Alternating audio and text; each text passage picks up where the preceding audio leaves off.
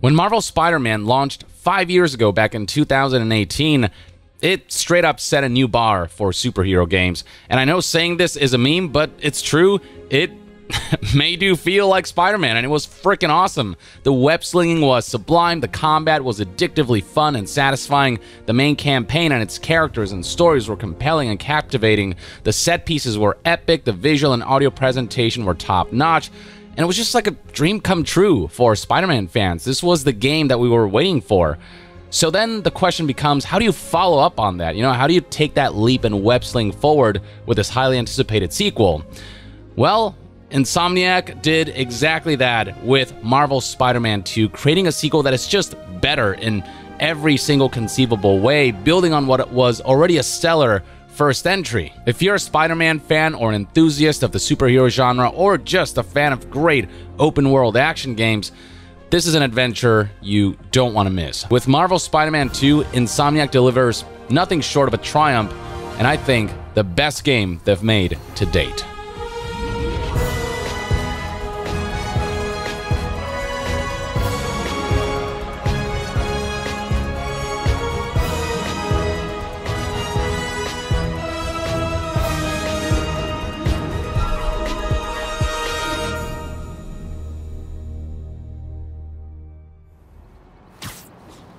In many ways, Marvel's Spider-Man 2 feels like coming home again. It's familiar from the first game and its Miles Morales standalone follow-up. It won't necessarily evoke the shock and awe of playing a game like this for the first time, but the across-the-board improvements, extrapolations, and augmentations are readily apparent and make the Insomniac Spider-Man experience feel fresh again. With navigation, for example, Spider-Man's iconic web-slinging is back better than ever, just full of the dramatic hipness of a white grown-up. Miles Morales looks dope too. But now, layered on top is the introduction of web wings, these gliders that allow you to essentially fly through the city and quickly cover vast distances, which are an absolute game changer.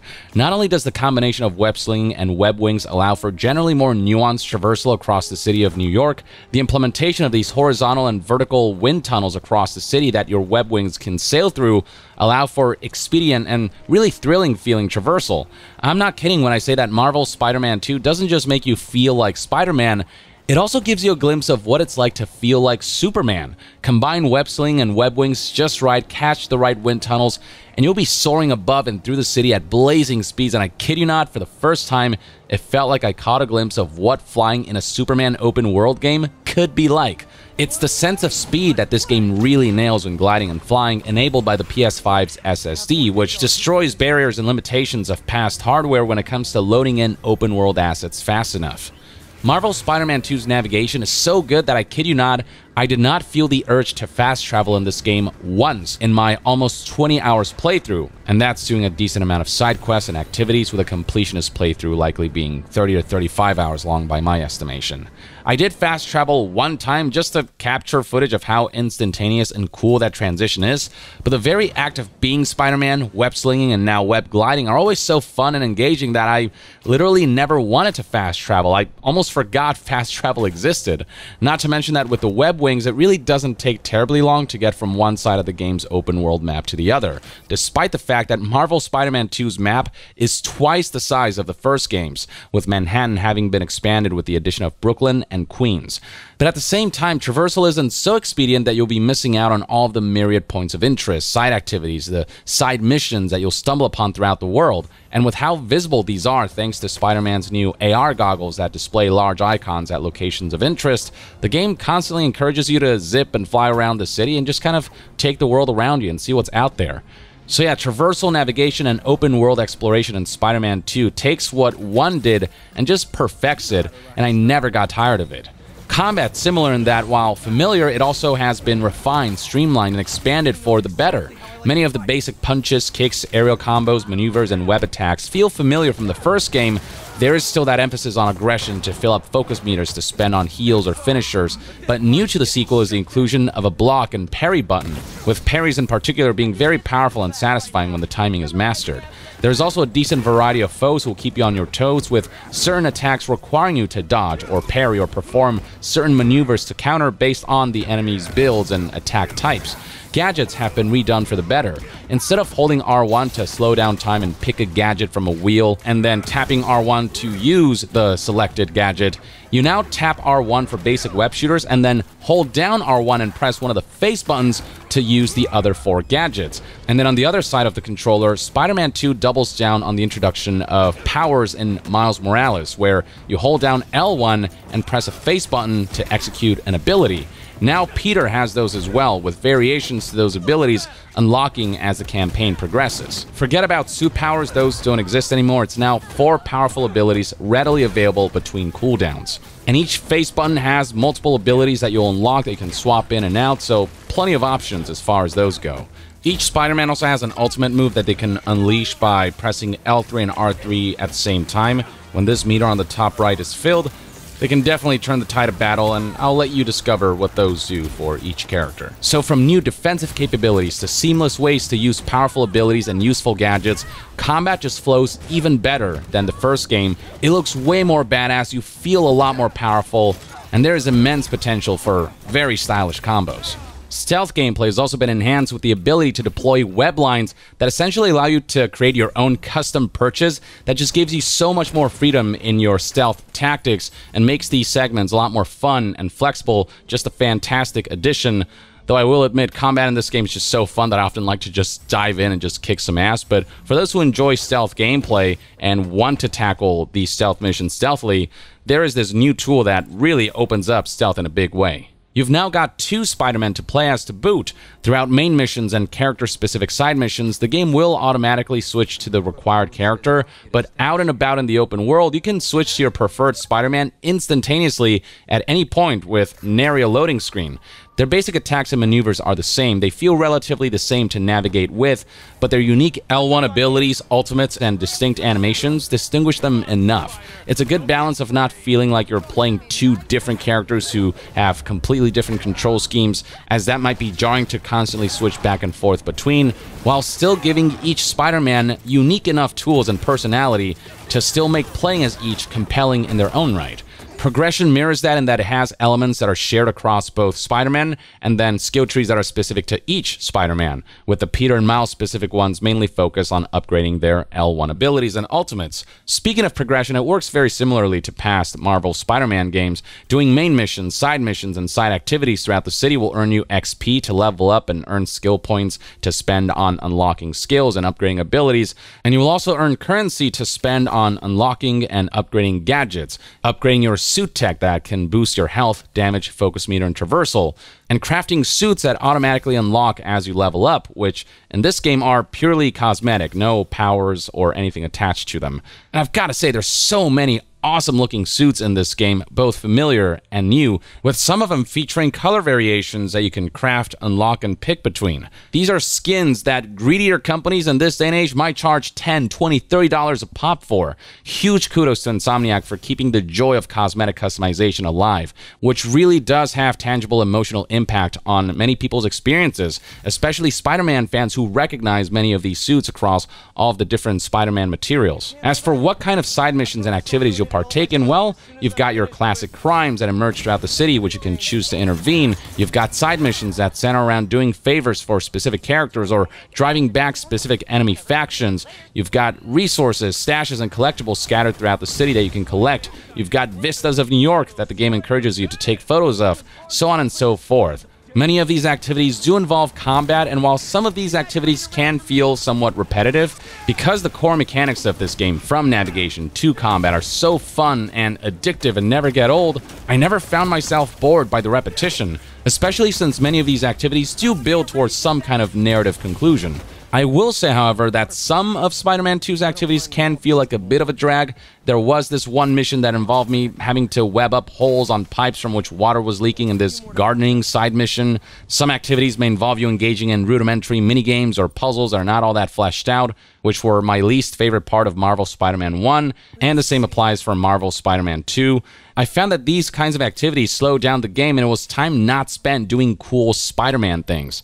At the same time, these are not so prevalent as to severely mar the experience, especially when they're balanced out by some fun standout side activities like missions involving chasing a drone through the air at high speeds like a thrilling aerial roller coaster ride utilizing your web wings, or partaking in a Mysterium combat challenge that sees you testing your skills under specific conditions in a visually spectacular way. Certain side missions are straight-up full-fledged questlines that are more substantial in their storytelling, featuring cutscenes, substantial scenarios and set pieces, unique interactions with key characters, and a sense of the content being more handcrafted.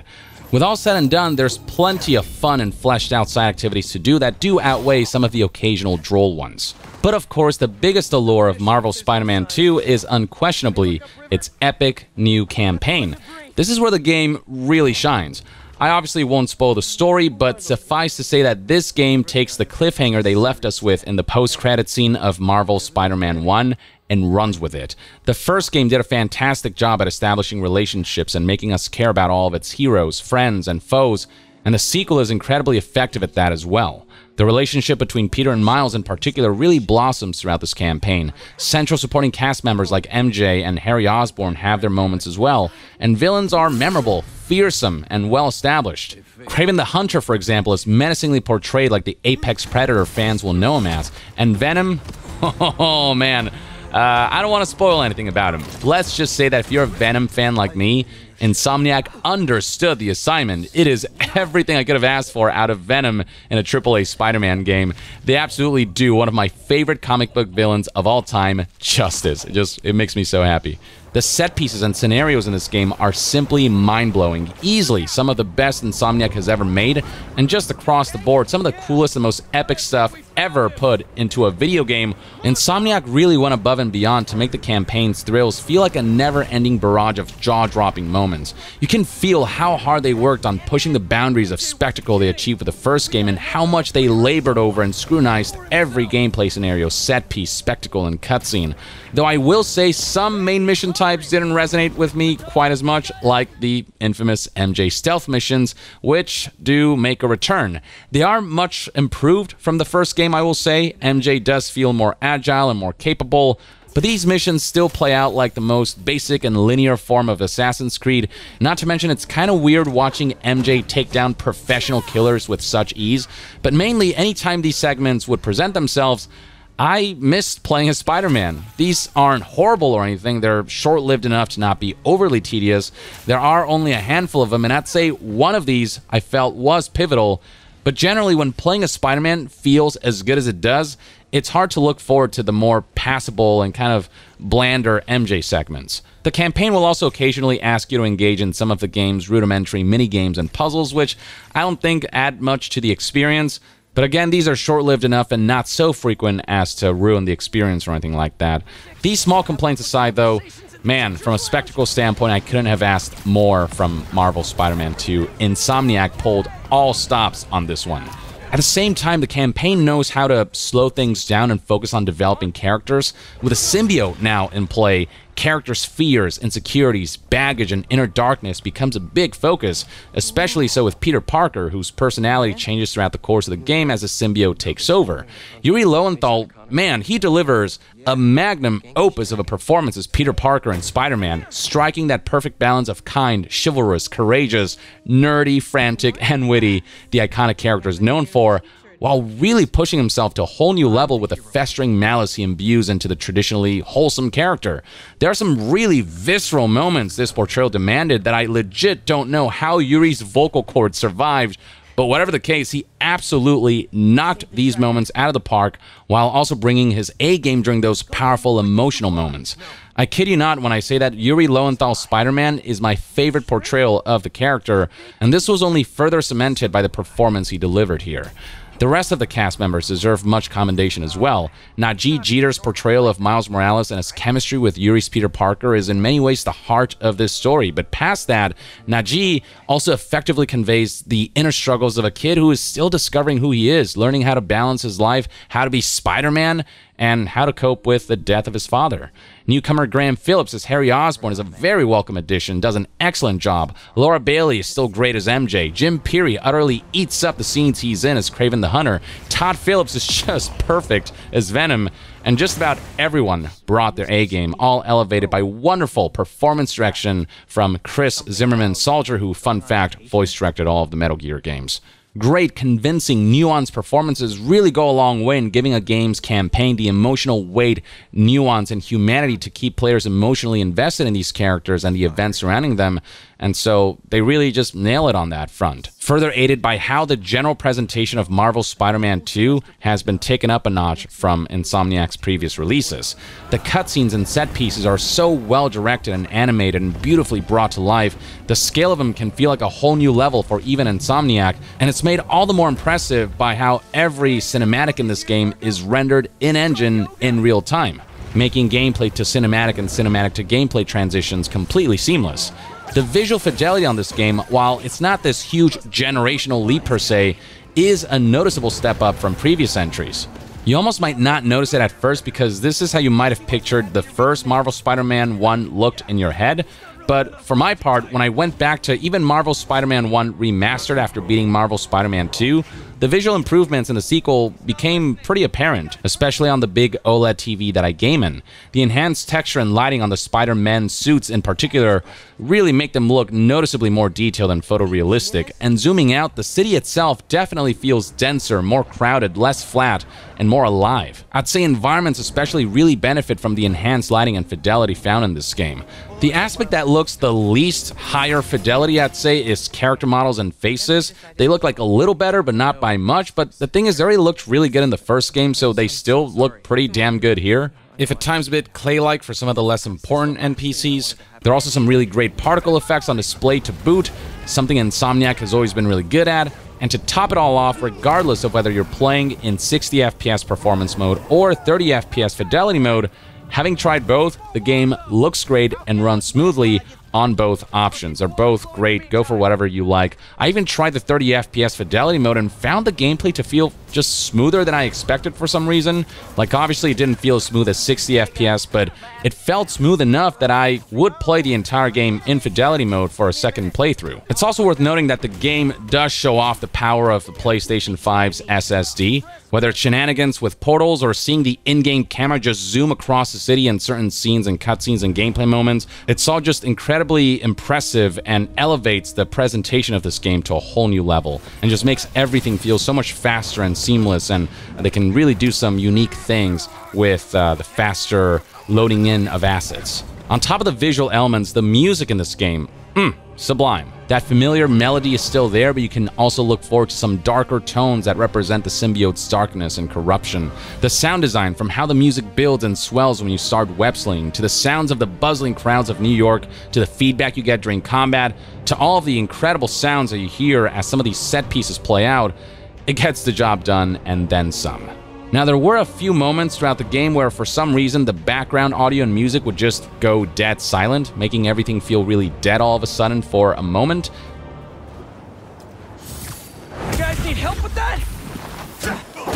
Does anyone have sunscreen? A technical issue that I'd occasionally encounter, but when the sound was working as intended, which was most of the time, it was pure ear candy. I did experience a few other small technical issues as well throughout my time with the game. It did crash twice on me throughout my playthrough, but due to generous checkpoints and fast loading, they didn't amount to lost progress or anything. One time, one of the button prompts for a boss battle would not trigger, so that forced a checkpoint restart, and that fixed it. Another time I did see a car driving through a wall before a car chase side mission started. That was kind of funny. Twice I witnessed invisible character models while the objects they were interacting with remained visible during the photo op side activity. So that made it appear as if ghosts inhabited New York City.